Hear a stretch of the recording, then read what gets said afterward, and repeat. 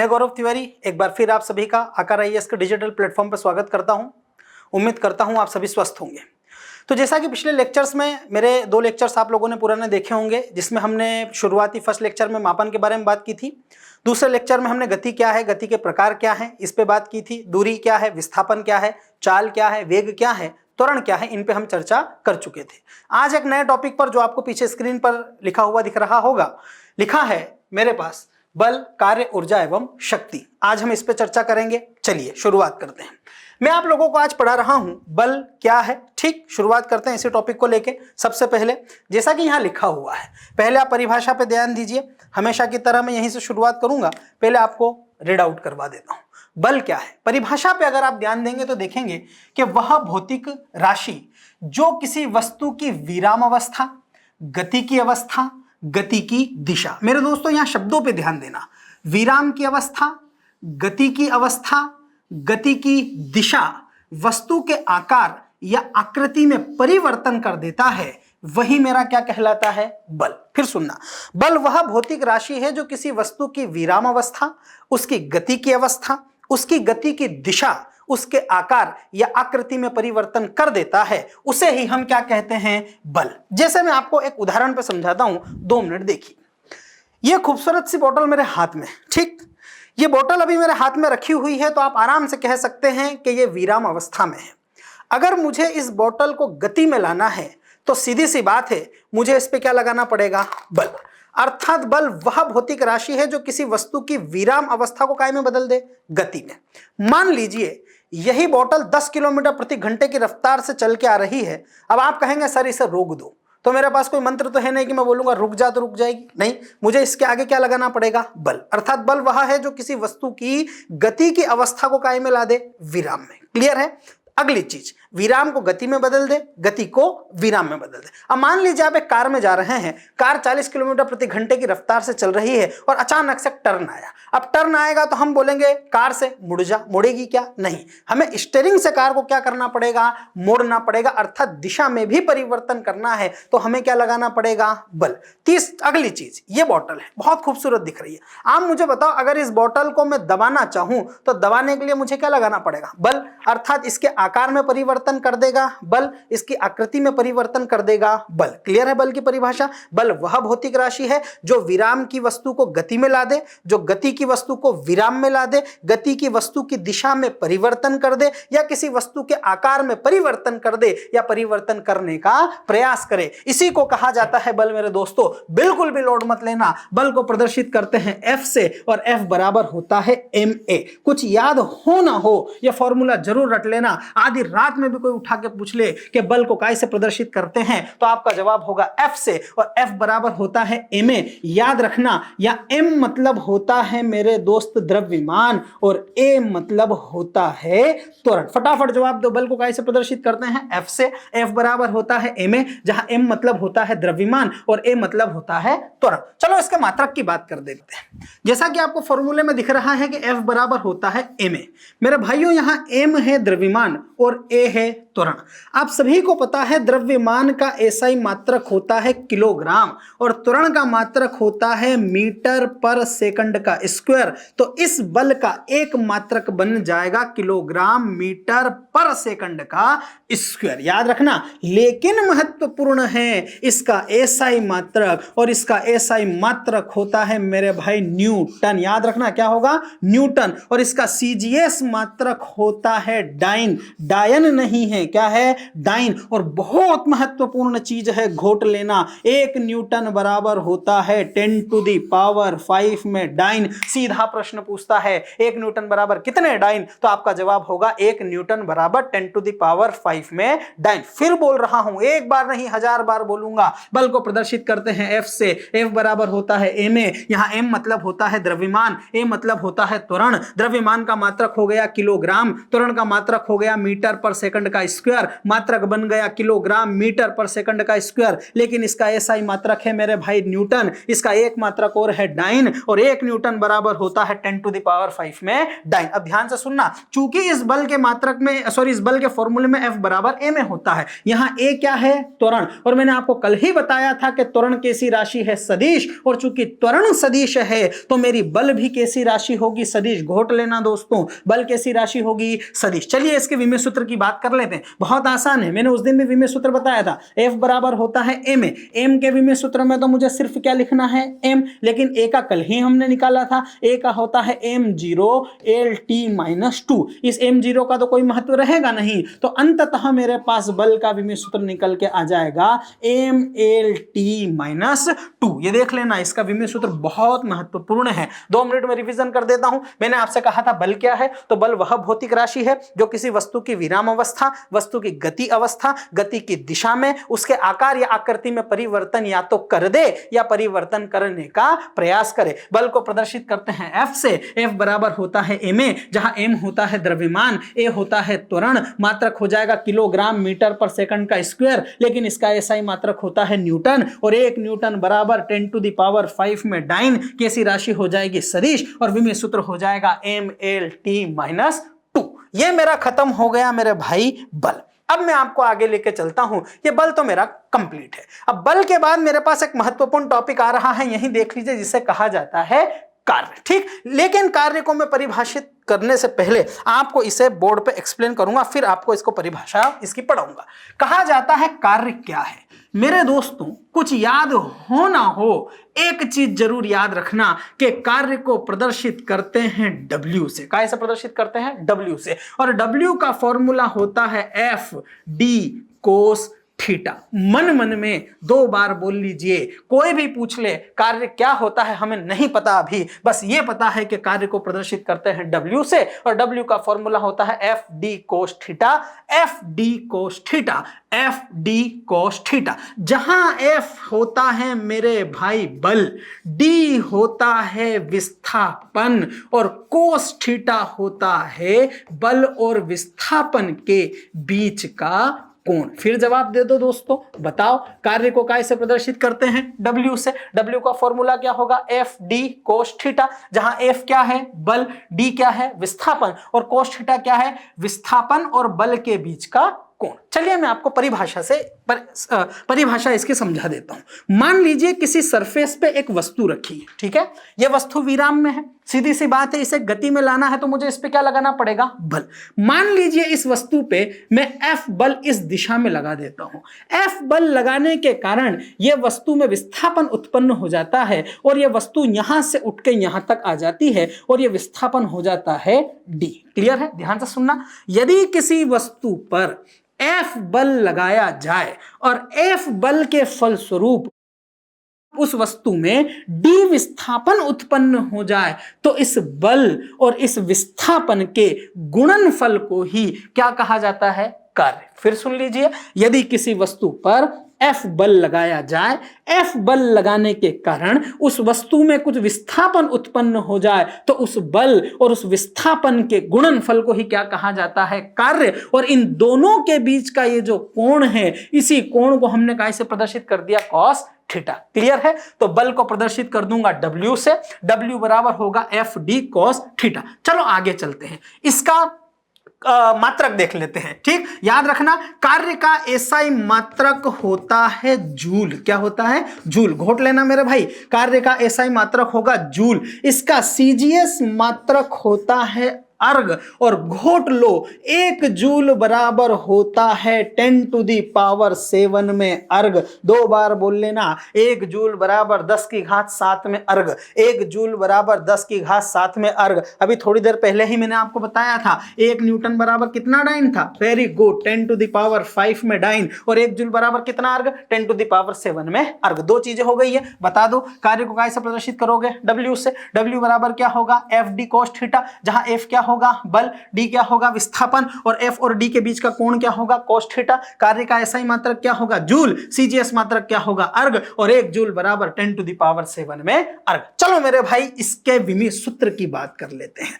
विमीय सूत्र के लिए f का विमीय सूत्र अब भी निकाल के आया था, MLT-2, क्लियर है। और विस्थापन को आपको याद होगा, विस्थापन को कैसे प्रदर्शित करते थे L से, तो L और L कितने L हो जाएंगे 2, तो यहां विमीय सूत्र बन जाएगा ML2T-2। बहुत महत्वपूर्ण विमीय सूत्र है, सीधा कभी कभी पूछ लेता है, प्री में नहीं तो मेंस में लिखने के काम आएगा कि कार्य का विमीय सूत्र कितना है, तो आपका जवाब होगा ML2T-2। याद रखना ML2T-2। ऊर्जा से ही कार्य संभव होते हैं, तो कार्य के विमीय सूत्र के बराबर ही किसका है ऊर्जा का, ठीक है, इतना ध्यान रखना। कार्य यदि किसी वस्तु पर बल लगाया जाए, बल के फलस्वरूप उसमें विस्थापन उत्पन्न हो जाए, तो बल और विस्थापन के गुणनफल को ही क्या कहा जाता है कार्य। कार्य का SI मात्रक जूल, CGS मात्रक अर्ग, 1 जूल बराबर 10⁻7 में अर्ग। विमीय सूत्र हो जाएगा ML2T-2। अब एक बहुत महत्वपूर्ण बात ध्यान रखना, कार्य में चूंकि बल भी सदिश है, कार्य में चूंकि विस्थापन भी सदिश है, लेकिन उसके बावजूद मेरे दोस्तों कार्य कौन सी राशि होती है, तो याद रखना कैसी राशि होगी अदिश। अभी तक ध्यान रखना, कार्य में बल भी सदिश है, कार्य में विस्थापन भी सदिश है, लेकिन फिर भी कार्य एक अदिश राशि होगी। यह सदिशों के नियम होते हैं, इतनी गहराई में जाने की कोई आवश्यकता नहीं है, क्योंकि 11th-12th में जिनका साइंस रहा होगा वो समझ जाएंगे कि दो सदिशों का गुणनफल अदिश होता है। कुछ स्थितियां कुछ परिस्थितियां होती है, आपके लिए कोई काम करने, बस इतना सा ध्यान रखना कि कार्य में बल भी सदिश है, कार्य में विस्थापन भी सदिश है, फिर भी मेरी कार्य कैसी राशि होगी अदिश। क्लियर, ये मेरा कार्य। अब हम आगे बात करेंगे कार्य के लिए, ठीक, चलते हैं आगे। पढ़ लीजिए, 2 मिनट में आपका काम खत्म हो जाएगा, ठीक, फिर मैं इसको आगे लेके समझाऊंगा। पढ़ते चलिए। लिखा है कि यदि किसी वस्तु पर बल लगाने से उस वस्तु में विस्थापन उत्पन्न होता है, तो उस बल और उस विस्थापन के परिमाण के गुणनफल को ही क्या कहते हैं कार्य। Very good. कार्य को कैसे प्रदर्शित करते हैं W से, W बराबर FD cos थीटा, जहां F क्या होगा बल, D क्या होगा विस्थापन, और cos थीटा क्या था दोनों के बीच का कोण। कार्य का SI मात्रक क्या था जूल। कार्य कैसी राशि है अदिश। विमीय सूत्र मैंने बताया था ML2T-2। CGS मात्रक क्या होता था अर्ग, और 1 जूल बराबर 10⁻7 में अर्ग। क्लियर है। अब मैं आपको आगे लेके चलता हूं। मेरा बल हो गया, मेरा कार्य हो गया। अब दोस्तों आ रहा है कार्य के प्रकार। बिल्कुल भी लोड मत लेना, देखते चलो। कहा जाता है कार्य कितने प्रकार के, तो कार्य में 2 चीजें ध्यान रखना। कार्य में एक था बल और एक था विस्थापन, ठीक। मैंने डायग्राम बनाया था कि ये एक वस्तु थी, ठीक, इस वस्तु के ऊपर मैंने F बल लगा दिया था इधर, ठीक, और D मैंने क्या लगा दिया था विस्थापन, और cos थीटा इनके बीच का क्या हो गया था कोण। तो लोग कहते हैं, कुछ तो लोग कहेंगे, लोगों का काम है कहना कि कार्य को 2 आधार पर परिभाषित किया जाता है। एक तो ये बल और ये विस्थापन दोनों सदिश हैं, तो बल तथा विस्थापन की दिशा के आधार पर, आराम से समझते चलना मेरे भाई, लोड मत लेना। बल तथा विस्थापन की दिशा के आधार पर भी कार्य को परिभाषित करते हैं, और बल तथा विस्थापन के बीच के कोण के आधार पर भी कार्य को, बल तथा विस्थापन के बीच के कोण के आधार पर भी परिभाषित करते हैं। अब अगर आपसे कोई पूछ ले कि कार्य कितने प्रकार के होंगे, तो लिखा हुआ है कार्य 3 प्रकार के होंगे, लेकिन किस आधार पे 2 आधार पर। एक तो बल तथा विस्थापन की दिशा के आधार पर, और एक बल तथा विस्थापन के बीच के कोण के आधार पर। देखते चलना, मैं समझा रहा हूं। कहा जाता है कि कार्य कितने प्रकार के, तो जवाब होता है कार्य 3 प्रकार के। पहला धनात्मक कार्य, दूसरा ऋणात्मक कार्य, तीसरा शून्य कार्य। घोट लेना जल्दी से। कार्य कितने प्रकार के 3। पहला धनात्मक, पूरा नहीं लिख रहा हूं, दूसरा ऋणात्मक, और तीसरा शून्य कार्य। कितने कार्य हो गए 3। पहला धनात्मक, दूसरा ऋणात्मक, तीसरा शून्य। पहले दिशा के आधार पर बता देता हूं। लोग कहते हैं कि यदि बल और विस्थापन की दिशा एक ही हो, यदि बल और विस्थापन की दिशा एक ही हो तो किया गया कार्य धनात्मक होगा। यदि बल और विस्थापन की दिशा अलग अलग हो तो किया गया कार्य ऋणात्मक होगा। और यदि बल तो लगाया जाए लेकिन अगर वस्तु में विस्थापन उत्पन्न न हो तो किया गया कार्य कैसा होगा? शून्य। याद रखना कार्य कितने प्रकार के? 3। कौन कौन से? धनात्मक, ऋणात्मक, शून्य। यदि बल और विस्थापन एक ही दिशा में हो तो धनात्मक कार्य होगा। यदि बल और विस्थापन एक दूसरे के विपरीत दिशा में हो तो किया गया कार्य ऋणात्मक होगा। और यदि बल तो लगाया जाए लेकिन विस्थापन न हो तो किया गया कार्य कैसा माना जाएगा? शून्य। जैसे उदाहरण के तौर पर समझना, मैं आपको आराम से बताता हूं। जैसे मान लीजिए ये मेरे हाथ में एक मार्कर है, ठीक है। इस मार्कर को मैं ऊपर की तरफ उठा रहा हूं, ध्यान से समझना। कहां उठा रहा हूं? ऊपर। अब एक बात सोच के बताना, जब इस मार्कर को मैं ऊपर उठा रहा हूं तो मेरे द्वारा जो बल लगाया जा रहा है इसकी दिशा भी कहां है? ऊपर। और विस्थापन भी कहां हो रहा है? ऊपर। तो क्या बल और विस्थापन की दिशा एक ही हो गई? हां। चूंकि जब एक व्यक्ति किसी वस्तु को ऊपर उठाता है तो बल और विस्थापन की दिशा एक ही होती है। इस स्थिति में व्यक्ति द्वारा किया गया कार्य कैसा होगा? धनात्मक। क्लियर है? दूसरा उदाहरण, मान लीजिए इस मार्कर को मैं ऊपर उठा रहा हूं, अगर मैं इस मार्कर को छोड़ दूं तो क्या नीचे गिर जाएगा? हां। क्यों गिर जाएगा? आप जवाब दे दोगे क्योंकि ग्रेविटी कहां लग रही है? नीचे। अब ध्यान से समझना, अगर मैं इस मार्कर को ऊपर उठा रहा हूं तो मेरा बल लग रहा है ऊपर लेकिन ग्रेविटी कहां लग रही है? नीचे। तो इसी केस में मेरे द्वारा किया गया कार्य तो धनात्मक है लेकिन ग्रेविटी के द्वारा किया गया कार्य ऋणात्मक होगा क्योंकि ग्रेविटी लग रही है नीचे और वस्तु कहां जा रही है? ऊपर। बल हो गया नीचे, विस्थापन हो गया ऊपर, दोनों की दिशा कैसी हो गई? विपरीत। इतना क्लियर है? 2 उदाहरण स्पष्ट। तीसरी चीज, मान लीजिए मार्कर है, इस मार्कर को अभी मैं छोड़ देता हूं, ये छोड़ दिया, ये मार्कर कहां जा रहा है? नीचे। क्यों जा रहा है? क्योंकि इस पे क्या लग रही है? ग्रेविटी। ये वस्तु थी, ये वस्तु को अगर छोड़ दिया जाए तो ये वस्तु स्वतंत्र रूप से कहां गिरेगी? नीचे। जब ये नीचे गिरेगी तो ग्रेविटी भी कहां लगेगी? नीचे। इसका विस्थापन भी कहां होगा? नीचे। तो क्या बल और विस्थापन की दिशा सेम हो गई? हां। तो किया गया कार्य क्या होगा? धनात्मक। अर्थात किसी वस्तु को ऊपर उठाने में मेरे द्वारा किया गया कार्य धनात्मक, किसी वस्तु को ऊपर उठाने में ग्रेविटी के द्वारा किया गया कार्य ऋणात्मक। अगर किसी वस्तु को छोड़ दिया जाए और वस्तु स्वतंत्र रूप से गिरे तो ग्रेविटी के द्वारा किया गया कार्य क्या होगा?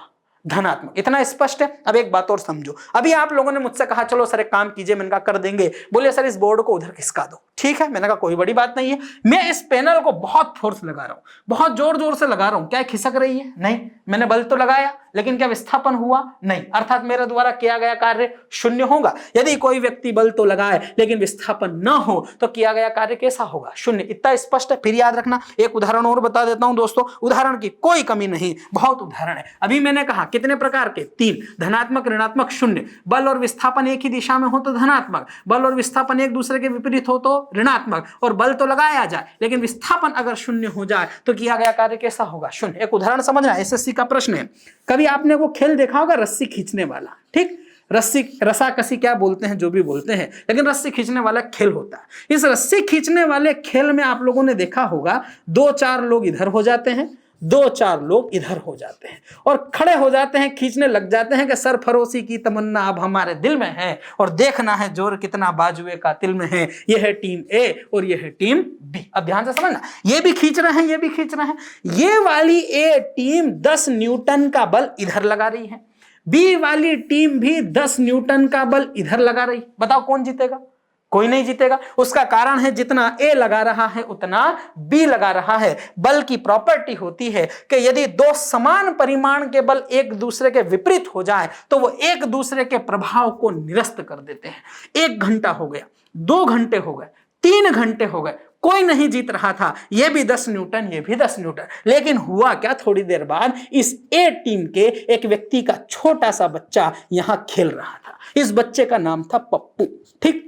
राजनीति से कोई लेना देना नहीं है। ये बच्चा खेल रहा था। इसके पापा ने कहा पप्पू क्या कर रहे हो? पप्पू ने कहा पापा खेल रहा हूं। बोले दुष्ट खेल क्यों रहे हो, यहाँ आके हमारी मदद करो। बच्चा आया, बच्चा भी पीछे खड़ा हो गया। बच्चा 2 न्यूटन का फोर्स बच्चे ने और लगा दिया। अब आप बताओ ए टीम के द्वारा लगाया गया बल 12 न्यूटन हो गया, बी टीम के द्वारा लगाया गया बल 10 न्यूटन हो गया। कौन जीता? सीधी सी बात है, ए टीम जीत गई, पप्पू की टीम जीत गई। अब ए टीम जीतने वाली घोषित हो गई, बी टीम हारने वाली घोषित हो गई। यहां से एसएससी का प्रश्न शुरू होता है, आया हुआ है किसी परीक्षा में कि अगर रस्साकसी के खेल में एक जीतने वाली टीम है, एक हारने वाली टीम है, तो सोच के बताओ जीतने वाली टीम के द्वारा किया गया कार्य धनात्मक होगा, ऋणात्मक होगा या शून्य होगा? तो आप जवाब दे सकते हो कि जीतने वाली टीम के द्वारा किया गया कार्य धनात्मक है, क्योंकि इन्होंने जिधर बल लगाया विस्थापन भी उधर ही हो गया। लेकिन हारने वाली टीम के द्वारा किया गया कार्य ऋणात्मक होगा,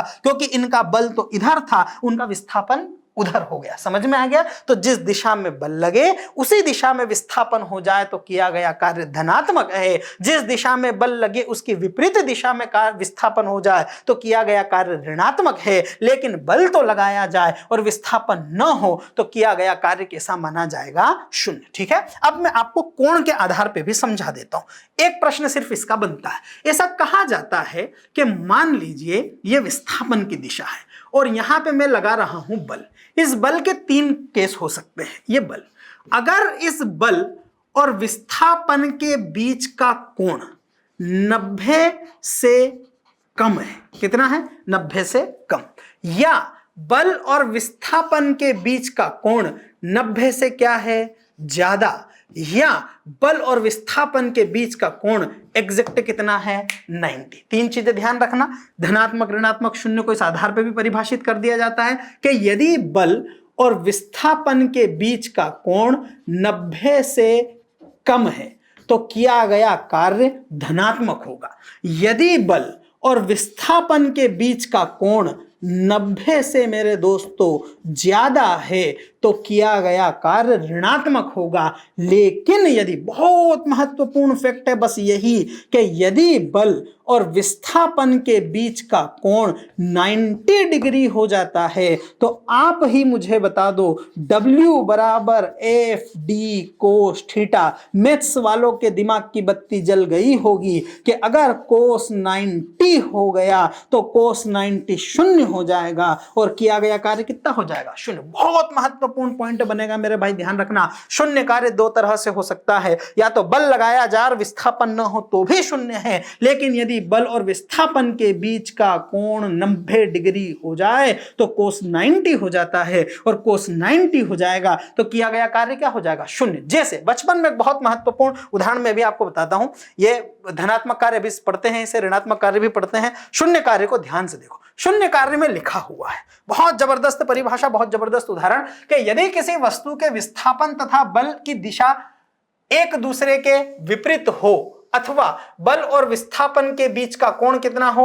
90 डिग्री। परिभाषा में, इस परिभाषा पे थोड़ा ध्यान ना दो, सिर्फ जो मैंने आपको बताया वो ध्यान रखना कि यदि बल तो लगाया जाए और विस्थापन अगर ना हो तो किया गया कार्य कितना होगा? शून्य। इस परिभाषा पे ध्यान नहीं देना, बस एंगल पे ध्यान देना। परिभाषा थोड़ी सी गलत है, ठीक है, आप यहां ध्यान रखना, टाइपिंग मिस्टेक है। ठीक, यहां पे देखो कि यदि बल और विस्थापन के बीच का कोण एग्जैक्टली कितना हो? 90, तो किया गया कार्य कितना होगा? शून्य होगा। स्पष्ट है? उदाहरण देखो, एक कुली जो अपने सिर पर सूटकेस उठा के चल रहा है, तो सूटकेस को एक स्थान से दूसरे स्थान तक ले जाने में किया गया कार्य शून्य होगा। क्यों होगा? समझ लो। एक कुली था, इस कुली ने अपने सिर पे एक सूटकेस उठा रखी है, ठीक, ये जब इसे लेके चलेगा तो विस्थापन तो इस दिशा में होगा, लेकिन ग्रेविटी कहां लग रही है? नीचे। तो ग्रेविटी और इनके बीच का एंगल कितना हो गया? 90। तो उस केस में गुरुत्वाकर्षण के द्वारा किया गया कार्य कितना होगा? शून्य। व्यक्ति के द्वारा बात कर लेते हैं, यह कूली जब चल रहा था तो इस कूली ने फोर्स लगा रखा है ऊपर, लेकिन विस्थापन हो रहा है इधर, एंगल कितना होगा? 90, और जहां एंगल 90 होगा माना जाएगा कि कूली के द्वारा किया गया कार्य कितना होगा? शून्य। और दूसरा उदाहरण देख लीजिए, जब एक सरल लोलक दोलन करता है तो डोरी में उत्पन्न तनाव गोलक के विस्थापन के लंबवत होता है, अतः तनाव द्वारा किया गया कार्य कैसा माना जाएगा? शून्य। इसका भी उदाहरण समझ लो। यह कहना चाह रहा है कि मान लीजिए पेंडुलम है, ठीक, ये पेंडुलम है, ये पेंडुलम खिंचा हुआ है, अर्थात यहां इसका तनाव है, और जब ये पेंडुलम मोशन करेगा तो इसकी गति होगी इधर, इसका विस्थापन होगा इधर। और ऐसा कहा जाता है कि इसके तनाव और विस्थापन के बीच का एंगल 90 हो जाएगा। तो इसमें भी तनाव बल के द्वारा किया गया कार्य कैसा माना जाएगा? शून्य। एक चीज और, एक उदाहरण और है, ये लिखा हुआ है कि वृत्तीय गति करती हुई किसी वस्तु पर अभिकेंद्री बल द्वारा किया गया कार्य भी कैसा माना जाता है? शून्य। जब वृत्तीय गति पढ़ाऊंगा तो इसे एक बार फिर एक्सप्लेन कर दूंगा, लेकिन समझ लीजिए कि मान लीजिए वृत्त है, कोई सी वस्तु गति कर रही है, तो आप सभी को पता होगा अंदर की तरफ जो बल लगता है उस बल को कहा जाता है अभिकेंद्री बल, और विस्थापन होगा इधर, और इन दोनों के बीच का एंगल कितना हो जाएगा? 90। जहां 90 तो अभिकेंद्री बल के द्वारा किया गया कार्य कितना हो जाएगा? शून्य। माइंड में सेट कर लो, जहां एंगल 90 दिख जाए वहां कार्य शून्य हो जाएगा। कूली के द्वारा किया गया कार्य शून्य माना जाएगा। ठीक, सिंपल पेंडुलम में तनाव बल के द्वारा किया गया कार्य शून्य माना जाएगा। वृत्तीय गति में अभिकेंद्री बल द्वारा किया गया कार्य भी शून्य माना जाएगा। बाकी तो सारी चीजें मैंने आपको बता दी, यहां पे आप इन्हें आराम से पढ़ सकते हैं। पढ़ते चलिए धीरे धीरे। मैंने आपसे कहा था कार्य 3 प्रकार के होंगे, धनात्मक, ऋणात्मक और शून्य। धनात्मक कार्य की परिभाषा मैंने बता दी, यदि वस्तु के विस्थापन व बल की दिशा समान होते, बल की दिशा समान हो या दोनों के बीच का एंगल 90 से कम हो तो किया गया कार्य धनात्मक होगा। मैंने उदाहरण आपको बता दिए, यदि कोई वस्तु स्वतंत्रता पूर्वक गिरती है नीचे की ओर तो गुरुत्वाकर्षण के द्वारा किया गया कार्य कैसा होगा? धनात्मक। मैंने अभी आपसे कह ही दिया था, ऐसे वस्तु भी नीचे गिर रही है, ग्रेविटी भी नीचे, विस्थापन भी नीचे, किया गया कार्य कैसा होगा? धनात्मक। एक उदाहरण इसमें और अलग लिखा है, ये भी समझ लीजिए। इसमें लिखा है, मान लीजिए मैं ही कुएं से बाल्टी खींचता हूं, ठीक है। अगर मैं कुएं से बाल्टी खींचूंगा तो मेरे द्वारा लगाया गया फोर्स भी ऊपर है, बाल्टी का विस्थापन भी ऊपर है, तो मेरे द्वारा किया गया कार्य भी कैसा होगा? धनात्मक। स्पष्ट है। और आगे चल रहे हैं, ऋणात्मक कार्य लिखा है, यदि किसी वस्तु के विस्थापन और बल की दिशा एक दूसरे के विपरीत हो या एंगल 90 से अधिक हो तो किया गया कार्य कैसा होगा? ऋणात्मक। स्पष्ट है। उदाहरण एक, यहां पे एक नया उदाहरण लिखा है, इसे समझ लीजिए। यह दूसरा वाला उदाहरण तो मैंने आपको समझा ही दिया कि जब किसी पत्थर को ऊपर की ओर उठाया जाता है तो गुरुत्वाकर्षण कहां लगता है? नीचे, लेकिन विस्थापन कहां होता है? ऊपर। तो गुरुत्वाकर्षण बल द्वारा किया गया कार्य कैसा माना जाएगा? ऋणात्मक। यहां घर्षण बल के, एक घर्षण बल का जिक्र किया गया है, इसे समझ लीजिए, मैं आपको बता देता हूं। आप सभी जानते हैं घर्षण क्या होता है। कहा जाता है कि जब भी कोई सी वस्तु किसी दूसरी सतह पर गति करती है तो उनके संपर्क तलों के बीच एक बल कार्य करता है। इस बल को कहा जाता है घर्षण बल, और यह घर्षण बल हमेशा गति का विरोध करता है। ये याद रखना, क्या करता है? गति का विरोध। अर्थात अगर बल इधर लग रहा है, ठीक है, अगर विस्थापन इधर हो रहा है लेकिन घर्षण बल यहां से किधर लगेगा? इधर, तो यह घर्षण बल है, तो घर्षण बल की दिशा इधर है लेकिन विस्थापन उधर है, तो घर्षण बल हमेशा गति का क्या करता है? विरोध। तो घर्षण के द्वारा किया गया कार्य भी कैसा माना जाएगा? ऋणात्मक। ठीक है, ये मैंने आपको पूरा बता ही दिया। फिर यही है, जब कोई व्यक्ति कुएं से बाल्टी द्वारा पानी निकालता है तो गुरुत्वाकर्षण के द्वारा किया गया कार्य भी ऋणात्मक माना जाएगा। ठीक, ये मेरे पास कार्य हो गए। मैंने आपको सारे कार्य बता दिए, कार्य क्या होता है, कार्य के प्रकार क्या है, इन चीजों पे हम चर्चा कर चुके हैं। अब मेरे पास एक महत्वपूर्ण टॉपिक आ रहा है दोस्तों, जिसे कहा जाता है ऊर्जा एवं शक्ति। 2 मिनट में मैं रिवीजन करवा देता हूं। मैं आया था, सबसे पहले मैंने आपको बताया था कार्य क्या होता है, सॉरी बल क्या होता है। बल मैंने कहा था वह भौतिक राशि जो किसी वस्तु के आकार, आकृति, स्थिति में परिवर्तन कर दे या करने का प्रयास करे। बल को प्रदर्शित करते थे F से। F बराबर होता था ma, कैसी राशि थी? सदिश। एक मात्रक था न्यूटन, एक मात्रक था डाइन, और 1 न्यूटन बराबर 10⁵ में डाइन। क्लियर है। फिर मैं गया था कार्य पे, कार्य को प्रदर्शित करते थे W से। W बराबर होता था FD cos थीटा, कैसी राशि थी? अदिश। SI मात्रक था जूल, CGS मात्रक था अर्ग, विमीय सूत्र था mL2T-2। कार्य कितने प्रकार के थे? 3, धनात्मक, ऋणात्मक और शून्य। बल और विस्थापन की दिशा सेम हो तो धनात्मक है, बल और विस्थापन की दिशा विपरीत हो तो ऋणात्मक है। बल और विस्थापन की दिशा, बल तो लगाया जाए लेकिन विस्थापन ना हो तो किया गया कार्य शून्य होगा, या बल और विस्थापन के बीच का कोण 90 से कम हो तो धनात्मक है, 90 से ज्यादा हो तो ऋणात्मक, और एग्जैक्ट 90 हो तो किया गया कार्य शून्य होगा। रस्सी खींचने वाले खेल में जीतने वाली टीम के द्वारा किया गया कार्य धनात्मक, हारने वाली टीम के द्वारा ऋणात्मक। कूली के द्वारा किया गया कार्य शून्य। मैं बाल्टी ऊपर खींचता हूं तो मेरे द्वारा किया गया कार्य तो धनात्मक है, लेकिन इसी केस में ग्रेविटी के द्वारा किया गया कार्य ऋणात्मक है। कोई सी वस्तु स्वतंत्र रूप से गिरती है तो इसमें गुरुत्व गुरुत्वाकर्षण के द्वारा किया गया कार्य धनात्मक। इतना स्पष्ट है, चलते हैं आगे। अब मेरे दोस्तों दो चीजें बहुत महत्वपूर्ण आ रही है, इन्हें बाद में पढ़ाऊंगा, पहले समझ लेते हैं कि ये क्या है। एक होती है ऊर्जा और एक होती है शक्ति। याद रखना, शक्ति मतलब पावर, ऊर्जा मतलब एनर्जी। ध्यान रखना, एनर्जी को प्रदर्शित कर 2 मिनट में खत्म होगा। एनर्जी को प्रदर्शित करते हैं ई से, शक्ति को प्रदर्शित करते हैं पी से। परिभाषा ध्यान रखना, कहा जाता है किसी व्यक्ति की कार्य करने की क्षमता। मेरे दोस्तों शब्दों पे ध्यान रखना, इसी का खेल है। किसी व्यक्ति की कार्य करने की क्षमता, और यहां कहा जाता है किसी व्यक्ति या वस्तु की कार्य करने की दर। दोनों में ध्यान देना, एक है क्षमता और एक है दर। किसी व्यक्ति या वस्तु की कार्य करने की क्षमता उसकी ऊर्जा कहलाती है, और किसी व्यक्ति या वस्तु की कार्य करने की दर उसकी शक्ति कहलाती है। दोनों में अंतर समझ लो। जैसे मैंने आपसे कहा, मैं लड्डू खा सकता हूं, ठीक है, मैं लड्डू खा सकता हूं, यह मेरी क्षमता है।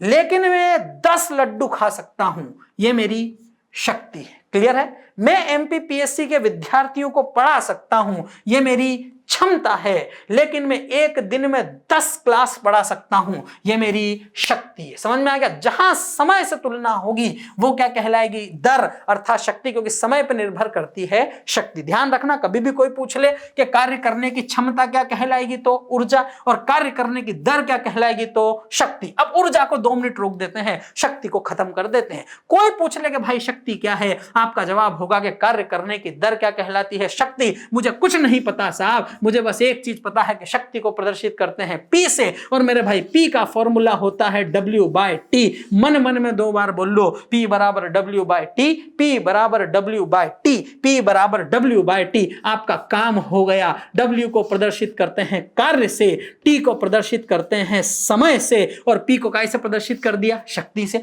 अब कभी भी कोई पूछ ले शक्ति क्या है तो बोले कार्य करने की दर या क्षमता। कार्य करने की दर, दर क्या कहलाएगी? शक्ति। शक्ति को कैसे प्रदर्शित करेंगे? P से। P बराबर होगा W/T, जहां W होगा कार्य, T क्या होगा? समय। चलो इसके मात्रक की बात कर लेते हैं। कार्य का भी पढ़ के आया था, क्या होता है? जूल। समय का मुझे पता है क्या हो जाएगा? सेकंड। तो इसका मात्रक हो जाएगा जूल पर सेकंड। चलो आगे बात करते हैं, इसकी प्रकृति की बात कर लेते हैं। आप सभी को पता है कार्य कैसी राशि है? अदिश। समय भी कैसी राशि है? अदिश। तो शक्ति भी कैसी राशि होगी? तो शक्ति भी कैसी होगी मेरे भाई? अदिश। चलो विमेय सूत्र की बात कर लेते हैं। या रुको 1 मिनट, चीज एक बार और सुन लो। कार्य का एक मात्रक क्या हो गया? जूल। समय का मात्रक क्या हो गया? सेकंड। मात्रक क्या बना? जूल पर सेकंड। लेकिन इसका एसआई मात्रक याद रखना क्या है? वॉट।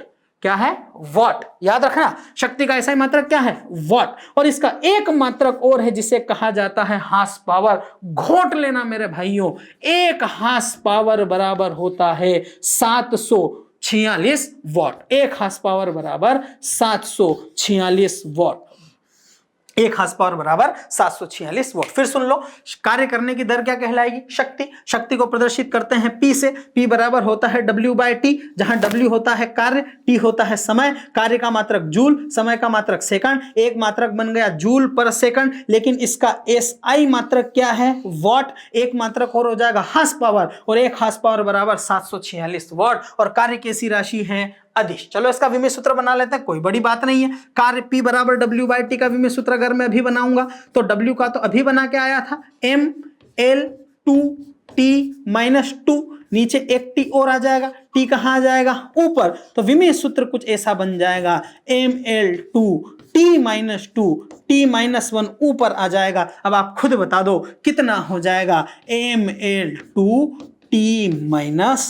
बहुत महत्वपूर्ण विमेय सूत्र मेरे भाइयों, याद रखना। विमेय सूत्र किसी को अगर अभी भी नहीं आ रहा हो तो पिछले लेक्चर में जाके देख लेना, पिछले वीडियो में जाके मैंने बताया था। इसका विमेय सूत्र निकल के आ जाएगा ML2T-3। अब एक बात बताओ मुझे 2 मिनट, अभी मैंने बताया था, बताओ 1 न्यूटन बराबर कितने डाइन? आपका जवाब हो जाएगा 10⁵ में डाइन। अभी बताया था 1 जूल बराबर कितने अर्ग? आपका जवाब हो जाएगा 10⁷ में अर्ग। और अभी आ गया 1 हार्स पावर बराबर कितना? आपका जवाब हो गया 1 हार्स पावर बराबर 746 वॉट। क्लियर है? चलो आगे चलते हैं। फिर देख लो, एक है ऊर्जा, एक है शक्ति। कार्य करने की क्षमता ऊर्जा, कार्य करने की दर शक्ति। शक्ति को प्रदर्शित करा P से। P बराबर W/T, कार्य बटा समय, जूल बटे सेकंड। एक मात्रक वॉट, एक मात्रक हार्स पावर। 1 हार्स पावर बराबर 746 वॉट। कैसी राशि? अदिश। विमेय सूत्र कितना? Ml2T-3, ये खत्म, मेरा क्या खत्म हुआ, शक्ति। चलो पढ़ लो, कोई बात नहीं, घर की बात है, ये आ गई शक्ति। किसी व्यक्ति या मनुष्य की कार्य करने की क्षमता या दर कार्य करने की दर क्या कहलाएगी, शक्ति। काय से प्रदर्शित करोगे, P से, P बराबर W/T, जूल पर सेकंड अथवा वाट। ऐसा ही मात्रक भाई वाट है, याद रखना, कैसी राशि, अदिश, विमित सूत्र Ml2T-3, 1 पावर बराबर 746 वाट। चलूं आगे, अब मैं बात करता हूं ऊर्जा की, ठीक है। ऊर्जा क्या है, ध्यान से समझना। अभी मैंने आपको परिभाषा बता दी थी कि किसी या व्यक्ति या वस्तु की कार्य करने की क्षमता ही क्या कहलाती है, ऊर्जा। अब ध्यान रखना, ऊर्जा से ही कार्य होते हैं, कार्य से ही ऊर्जा है, ऊर्जा नहीं तो कार्य नहीं कर पाओगे। इसीलिए माना जाता है कि ऊर्जा और कार्य लगभग सेम है। तो जैसे कार्य का मात्रक जूल था, ऐसे ही ऊर्जा का मात्रक जूल है। कार्य भी अदिश राशि थी तो ऊर्जा भी अदिश राशि है। कार्य का विमेय सूत्र भी Ml2T-2 था तो ऊर्जा का भी विमेय सूत्र है Ml2T-2। सुन लो, किसी व्यक्ति या वस्तु की कार्य करने की क्षमता उसकी ऊर्जा है। इसका ऐसा ही मात्रक भी कार्य के बराबर जूल है। यह प्रश्न बन सकता है कि किन किन के मात्रक समान है, तो आप बोल देना कार्य और ऊर्जा के। कार्य भी कैसी राशि है, अदिश, तो ऊर्जा भी कैसी है, अदिश। और कार्य और ऊर्जा के विमेय सूत्र भी बराबर है, जिसे कहा जाता है Ml2T-2। क्लियर है। अब ध्यान से सुनना मेरे भाइयों, कहा जाता है ऊर्जा बहुत प्रकार की होती है। जैसे आप सभी लोग जानते हैं, नाभिकीय ऊर्जा, प्रकाश ऊर्जा, चुंबकीय ऊर्जा, रासायनिक ऊर्जा, ये ऊर्जा, वो ऊर्जा, बहुत सारी ऊर्जा। लेकिन हमें यहां एक प्रकार की ऊर्जा पढ़ना है जिस ऊर्जा को कहा जाता है यांत्रिक ऊर्जा। ध्यान रखना मेरे दोस्तों, कौन सी ऊर्जा, यांत्रिक ऊर्जा। कहा जाता है किसी भी यांत्रिक कार्य के द्वारा अगर किसी वस्तु में कोई ऊर्जा निहित होती है तो वो कौन सी ऊर्जा होगी, यांत्रिक ऊर्जा। और यांत्रिक कार्य में दो कार्य आते हैं, या तो विराम का कोई कार्य हो या फिर गति का कोई कार्य हो, ठीक है। इसी आधार पे यांत्रिक ऊर्जा दो प्रकार की हो जाती है। मैं आपको यांत्रिक ऊर्जा परिभाषित कर रहा हूं, ध्यान से समझना। ऊर्जा कई प्रकार की, लेकिन हम पढ़ रहे हैं यांत्रिक ऊर्जा। यांत्रिक ऊर्जा बेसिकली दो प्रकार की हो जाती है मेरे भाई। एक हो जाती है गतिज ऊर्जा। कौन सी ऊर्जा, गतिज ऊर्जा। यह सब लिखा हुआ है, आगे पढ़ाऊंगा, ठीक। एक होती है स्थितिज ऊर्जा, ये याद रखना। एक गतिज ऊर्जा, एक स्थितिज ऊर्जा। गतिज ऊर्जा मतलब काइनेटिक एनर्जी और स्थितिज ऊर्जा मतलब पोटेंशियल एनर्जी। ध्यान से सुनते चलना। कहा जाता है, नाम से ही स्पष्ट है, किसी व्यक्ति या वस्तु की गति के कारण उसमें जो ऊर्जा निहित होती है वही उसकी कौन सी ऊर्जा कहलाती है, गतिज ऊर्जा। हर गतिशील वस्तु के अंदर जो ऊर्जा होगी वो कौन सी ऊर्जा होगी, गतिज ऊर्जा। जैसे बहते हुए पानी में गतिज ऊर्जा, चलते हुए पंखे में गतिज ऊर्जा, ठीक है। कहें बहते हुए पानी हो गया, चलते हुए पंखा हो गया, बहती हुई पवन में कौन सी ऊर्जा, तो गतिज ऊर्जा। जहां भी गति है वहां कौन सी ऊर्जा, गतिज ऊर्जा। गतिज ऊर्जा को प्रदर्शित करते हैं मेरे भाई के ई से, और घोट लेना बचपन का फॉर्मूला था। गतिज ऊर्जा बराबर बच्चा बच्चा जानता है ½ mv², 1/2 mv²। जहां m आप सभी जानते हैं क्या होता है, द्रव्यमान, और v क्या होता है, किसी वस्तु या व्यक्ति का वेग। ध्यान रखना, चाल नहीं है, क्या है, वेग। तो कोई भी पूछ ले कि ऊर्जा कई प्रकार की, लेकिन हम पढ़ रहे हैं यांत्रिक ऊर्जा। यांत्रिक ऊर्जा दो प्रकार की, गतिज और एक स्थितिज। गति के कारण जो ऊर्जा हो वो गतिज ऊर्जा। गतिज ऊर्जा को कैसे प्रदर्शित करोगे, के से। के बराबर हो जाएगा ½ mv², जहां m होता है द्रव्यमान, v होता है वेग। अब ध्यान से सुनना पड़े, ध्यान से। यहां वेग है, ठीक। आपको याद होगा वेग बना था विस्थापन से, ठीक है। और विस्थापन तो धनात्मक, ऋणात्मक और शून्य हो सकता था।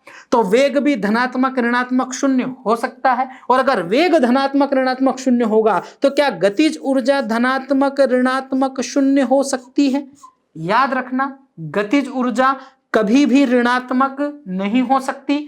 एक गतिशील वस्तु की गतिज ऊर्जा कभी भी शून्य नहीं हो सकती। गतिज ऊर्जा हमेशा कैसी रहेगी, धनात्मक। ये पॉइंट याद रखना। एमपीपीएससी में तो कभी नहीं पूछेगा, लेकिन कभी और कोई से टेक्निकल एग्जाम देने गए तो उसमें प्रश्न आ सकता है, क्या गतिज ऊर्जा ऋणात्मक हो सकती है, तो हमारा जवाब होगा नहीं। गतिज ऊर्जा हमेशा कैसी होगी, धनात्मक। वेग ऋणात्मक हो सकता है, लेकिन चूंकि यहां वेग का स्क्वायर है इसीलिए वेग ऋणात्मक होने के बावजूद वो कैसा हो जाएगा, धनात्मक। तो पॉइंट आपको याद रखना है कि गतिज ऊर्जा हमेशा कैसी होगी, धनात्मक। इतना स्पष्ट है। गतिज ऊर्जा, गति के कारण के बराबर हाफ एम वी स्क्वायर, जहां एम मतलब मास, वी मतलब वेलोसिटी। किसी व्यक्ति या वस्तु की गतिज ऊर्जा कभी भी ऋणात्मक नहीं हो सकती, ऑलवेज बी पॉजिटिव। ठीक है, चलना आगे। अब मैं आपको बता रहा हूं स्थितिज ऊर्जा। मेरे भाई स्थितिज ऊर्जा के लिए 2-3 शब्द घोट लेना।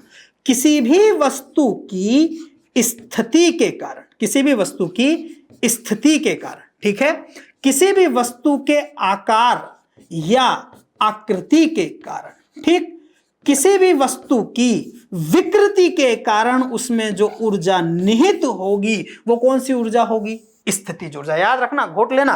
किसी भी वस्तु की स्थिति के कारण, किसी भी वस्तु की विकृति के कारण, उसकी आकार आकृति के कारण उसमें जो ऊर्जा होगी वो कौन सी ऊर्जा होगी? स्थितिज ऊर्जा। जैसे मैं एक उदाहरण बताता हूं, बड़े ध्यान से समझना। ये एक बॉटल है, ठीक है, ये मेरे हाथ में बॉटल है। ये बॉटल अभी खड़ी हुई है, ये गति में है या विराम में? आप कहोगे विराम में। अगर ये गति में नहीं है तो इसमें गतिज ऊर्जा तो हो नहीं सकती। क्या इस बॉटल की इस ब्रह्मांड के सापेक्ष कुछ ना कुछ स्थिति है? हाँ, तो इसमें कौन सी ऊर्जा होगी? स्थितिज ऊर्जा। समझ में आ गया? मैंने इस बॉटल को पृथ्वी की सतह से 1 मीटर की ऊंचाई पे पकड़ रखा है, कौन सी ऊर्जा? स्थितिज ऊर्जा। किसी वस्तु या व्यक्ति की विशेष स्थिति के कारण उसमें जो ऊर्जा होगी कौन सी ऊर्जा? स्थिति। लेकिन अभी छोड़ दूं तो काय में आ जाएगी? गतिज। लेकिन अभी मैंने इसे पकड़ रखा है तो कौन सी ऊर्जा? स्थितिज ऊर्जा। स्पष्ट है? जैसे बहुत महत्वपूर्ण प्रश्न आपने अक्सर सुना होगा कि बांध के रुके हुए पानी में कौन सी ऊर्जा? जवाब होगा स्थितिज ऊर्जा। क्यों? क्योंकि बांध में पानी रुका है।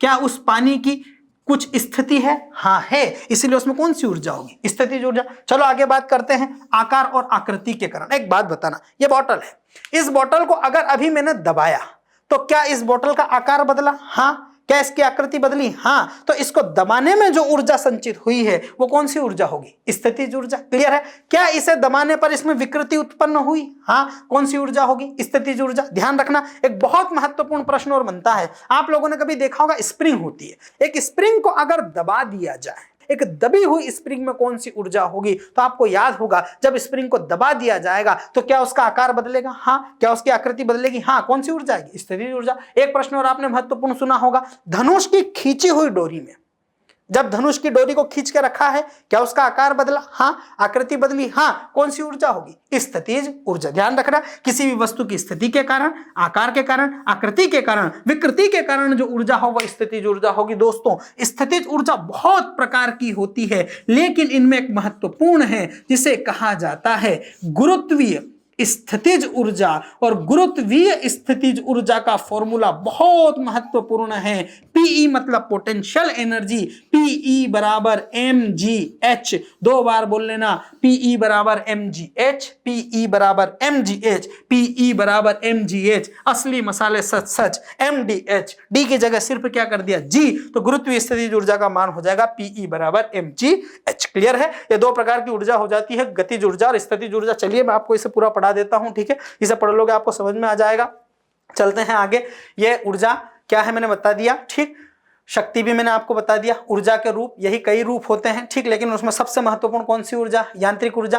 किसी वस्तु में उसकी गति, उसकी स्थिति और विन्यास के कारण जो ऊर्जा होगी वो उसकी यांत्रिक ऊर्जा कहलाएगी। यांत्रिक ऊर्जा 2 प्रकार की, गतिज ऊर्जा, स्थितिज ऊर्जा। किसी व्यक्ति या वस्तु में गति के कारण जो ऊर्जा होगी वो गतिज ऊर्जा होगी। गतिज ऊर्जा को के से प्रदर्शित करते हैं। बहुत महत्वपूर्ण पॉइंट, ये सदैव कैसी होगी? धनात्मक, ठीक। फॉर्मूला के बराबर हाफ mv स्क्वायर। धनात्मक क्यों होगी? क्योंकि यहां वेलोसिटी का क्या है? स्क्वायर, ठीक है। चलते हैं आगे। गतिज ऊर्जा के बाद में आगे लेके चला आपको स्थितिज ऊर्जा। अभी मैंने आपको बता दिया, ये पॉइंट सारे अंडरलाइन करके इसे लिख लेना, नोट्स भी होंगे। किसी व्यक्ति या वस्तु की स्थिति के कारण, उसकी विकृति अथवा अभिविन्यास के कारण, विकृति मतलब वही उसका आकार आकृति बदलेगी, ठीक है, जो ऊर्जा निहित होती है वही उसकी क्या कहलाएगी? स्थितिज ऊर्जा। जैसे मैंने अभी बोला था, बांध के रुके हुए पानी में कौन सी ऊर्जा है? स्थितिज ऊर्जा। उसे ही टरबाइन में डाल के हम क्या उत्पन्न कर देते हैं? टरबाइन घुमा के जल विद्युत। अभी मैंने कहा घड़ी में चाबी भरने पर उसमें स्थितिज ऊर्जा आती है। कभी कोई पूछ ले ऐसा क्यों होता है, तो आप बोल दोगे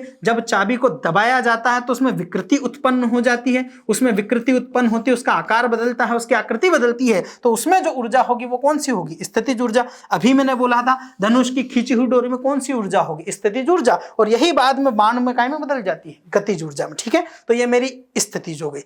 अब यह भी मैंने आपको बताया, पृथ्वी की सतह से ऊपर उठाई गई वस्तु या कोई सी वस्तु जो किसी स्थिति में है उसमें स्थितिज ऊर्जा ही होगी, क्योंकि उसकी पृथ्वी के सापेक्ष कुछ ना कुछ स्थिति है। स्थितिज ऊर्जा कई प्रकार की होती है, लेकिन उनमें सबसे महत्वपूर्ण है गुरुत्वीय स्थितिज ऊर्जा। याद रखना, गुरुत्वीय स्थितिज ऊर्जा Pe बराबर mgh, ठीक है। और गुरुत्वीय स्थितिज ऊर्जा लिखा है जो धनात्मक और ऋणात्मक दोनों हो सकती है। कैसे? मान लीजिए एक वस्तु पृथ्वी की सतह पर रखी है, यहाँ पे m होता है मास, g होती है ग्रेविटी और h होती है पृथ्वी की सतह से ऊंचाई। इसे पढ़ लो, कहीं काम आ जाए तो, ठीक। अब एक बात बताओ, अगर वस्तु पृथ्वी की सतह पर रखी है तो h तो क्या हो जाएगा? 0। यह पॉइंट याद रखना। पृथ्वी की सतह पर गुरुत्वीय स्थितिज ऊर्जा का मान, ग्रेविटेशनल पोटेंशियल एनर्जी का मान कितना होता है? 0। यह पॉइंट याद रखना, क्योंकि h बराबर क्या हो जाएगा? 0, ठीक। ऊपर की तरफ लेके जाऊंगा तो मैं ग्रेविटी के कहां जा रहा हूं? विपरीत, तो ऋणात्मक होगी। नीचे की तरफ लाऊंगा तो ग्रेविटी के तरफ आऊंगा तो पॉजिटिव होगी, ठीक है। एक आखिरी सिद्धांत जिसे कहा जाता है ऊर्जा संरक्षण का नियम, बहुत महत्वपूर्ण है, सभी पढ़ के आ रहे हैं। ऐसा कहा जाता है कि energy neither be created nor be destroy but it can transfer only one form to another form. ऊर्जा को ना तो उत्पन्न किया जा सकता है ना ही नष्ट किया जा सकता है, बस एक प्रकार की ऊर्जा को दूसरे प्रकार की ऊर्जा में लगातार परिवर्तन किया जा सकता है। मतलब ऊर्जा ना तो नष्ट होगी ना उत्पन्न होगी, बस उसके स्वरूप क्या होते जाएंगे? बदलते जाएंगे। जैसे मान लीजिए दो कार बहुत स्पीड में आ रही है, बहुत स्पीड में आ रही है तो उनमें गतिज ऊर्जा है। जैसे ही उनकी टक्कर होगी तो आप अनुभव करोगे, जैसे ही टक्कर होगी तो सबसे पहले बहुत तेज साउंड आएगा, अर्थात तो गतिज ऊर्जा कन्वर्ट हो गई काय में? ध्वनि ऊर्जा में। हो सकता है कुछ चिंगारी उत्पन्न हो जाए तो वही गतिज ऊर्जा काय में कन्वर्ट हो गई? प्रकाश ऊर्जा में। साथ ही साथ उन कारों की स्थिति पूरी बदल जाएगी, उनका आकार आकृति बदल जाएगा, अर्थात वो गतिज ऊर्जा काय में कन्वर्ट हो गई? स्थितिज ऊर्जा में। इसीलिए लोगों ने सिद्धांत दे दिया, ऊर्जा ना तो उत्पन्न की जा सकती है ना ही नष्ट की जा सकती है, बस एक प्रकार की ऊर्जा को दूसरे प्रकार की ऊर्जा में रूपांतरित होती रहती है, ऊर्जा का कभी विनाश नहीं होता। यही क्या सिद्धांत है ऊर्जा संरक्षण का। जैसे मैं बहुत अच्छा उदाहरण देता हूं, अभी मैंने आपसे कहा था एक बांध है, बांध के रुके हुए पानी में कौन सी ऊर्जा थी? स्थितिज ऊर्जा। अब ये क्या काम आ रही? तो हमने इस पानी को गतिशील करके काय पे गिरा दिया? टरबाइन पे। धीरे धीरे समझते चलना। अब ये पानी जब बहा तो ये स्थितिज ऊर्जा उस पानी की काय में बदल गई? गतिज ऊर्जा में। क्लियर है? इसी गतिज ऊर्जा को हमने काय में गिरा दिया? टरबाइन में। इस टरबाइन से फिर हमने क्या उत्पन्न कर ली? विद्युत। अर्थात अब वो गतिज ऊर्जा काय में बदल गई? विद्युत ऊर्जा में। यही विद्युत ऊर्जा हमारे घरों में आ जाएगी, घरों से बल्ब जल जाएगा। अब आप बताओ, ये विद्युत ऊर्जा से क्या आपके घर में प्रकाश मिल गया? हाँ, तो यही काय में कन्वर्ट हो गई? प्रकाश ऊर्जा में। क्या बल्ब गर्म हो जाएगा? हाँ, तो यही कौन सी ऊर्जा हो जाएगी? ऊष्मीय ऊर्जा। बस यही चल रहे हैं, ठीक। जैसे इसमें बहुत सारे उदाहरण लिखे मेरे भाई, पढ़ते चलो, आप आराम से समझते चलेंगे। सबसे पहला लिखा है, धीरे धीरे देखते चलो, लिखा है प्रकाश विद्युत सेल। आप सभी को पता है सोलर सेल धूप में रखे हुए हैं, सूरज का प्रकाश जब इन पे गिरेगा तो जो आ रही है ये सौर ऊर्जा है, ठीक। तो इसमें लिखा है कि प्रकाश ऊर्जा को काय में कन्वर्ट कर देगा? प्रकाश विद्युत सेल प्रकाश ऊर्जा को काय में कन्वर्ट कर देता है? विद्युत ऊर्जा में। सूरज का प्रकाश प्रकाश ऊर्जा है, सोलर सेल उससे इलेक्ट्रिसिटी बना देगा, प्रकाश ऊर्जा काय में बदल जाएगी? विद्युत ऊर्जा। भाई ये सीधे प्रश्न आते हैं दोस्तों कि प्रकाश विद्युत सेल किस ऊर्जा को किस में बदलता है? तो प्रकाश ऊर्जा को विद्युत ऊर्जा। दूसरा लिखा है विद्युत मोटर। अब एक बात बताओ, जब भी मोटर है, मान लो आप लोगों ने देखा होगा कि आटा चक्की होती है, आटा चक्की में मोटर के ऊपर हम पट्टा लगा देते हैं, ठीक है। तो पहले हम मोटर में क्या देते हैं? इलेक्ट्रिसिटी। तो उस विद्युत मोटर विद्युत ऊर्जा को और मशीन घुमा दी, मशीन मतलब मैकेनिक्स यांत्रिक ऊर्जा, तो वो विद्युत मोटर जो है उससे पहले हमने विद्युत ऊर्जा दी और विद्युत ऊर्जा से हमने क्या चला दी? मशीन। तो वो विद्युत ऊर्जा को काय में कन्वर्ट कर देगी? यांत्रिक ऊर्जा में। आगे लिखा है विद्युत घंटी। आप लोगों ने देखा होगा विद्युत घंटी, आपको करंट देना पड़ेगा, जैसे ही आप वो बटन दोगे वो बजना शुरू हो जाएगी, अर्थात विद्युत घंटी ने विद्युत ऊर्जा को काय में बदल दिया? ध्वनि ऊर्जा। मेरे भाई ये छोटे छोटे प्रश्न कहीं ना कहीं पूछ लिए जाते हैं। फिर लिखा है डायनेमो या जनरेटर। आप लोगों ने देखा होगा जब भी किसी की बारात निकलती तो पीछे पीछे तीन ही लोग होते हैं, एक दूल्हा होता है, एक घोड़ी वाला होता है, एक जनरेटर वाला होता है। तो जब और ये तीनों अपनी अपनी बातें करके अपने अनुभव शेयर करते रहते हैं, दूल्हे को डराते रहते हैं। तो वो जो जनरेटर या जो डायनेमो होता है वो क्या करता है? वो यांत्रिक ऊर्जा को काय में बदल देता है? विद्युत ऊर्जा। मशीन चलती है और उस मशीन से क्या कन्वर्ट कर देता है? इलेक्ट्रिसिटी। पूरी बारात जगमगा जाती है, अर्थात वो यांत्रिक ऊर्जा काय में कन्वर्ट हो जाती है? विद्युत ऊर्जा। और आखिरी ऊष्मा इंजन। कभी आप लोगों ने पढ़ा होगा कि ऊष्मा इंजन काय में बदल देता है? ऊष्मीय ऊर्जा को यांत्रिक ऊर्जा। ऊष्मा इंजन में पहले फ्यूल डाला जाता है, फिर वो जलता है तो ऊष्मा उत्पन्न होती है और वही ऊष्मा फिर उसे काय में मशीन घुमा देती है। तो कौन सी ऊर्जा होती है? यांत्रिक ऊर्जा। ये पूरा मेरे पास सिद्धांत था जिसे कहा जाता है क्या? ऊष्मा संरक्षण का नियम। बहुत महत्वपूर्ण टॉपिक थे दोस्तों। आज हमने बल पढ़ा, कार्य पढ़ा, शक्ति पढ़ी, ऊर्जा पढ़ी, किताबें आपके पास है, नोट्स आपके पास है, पढ़ें, इनके प्रश्न लगा, कोई भी समस्या हो आगे बात करेंगे। धन्यवाद।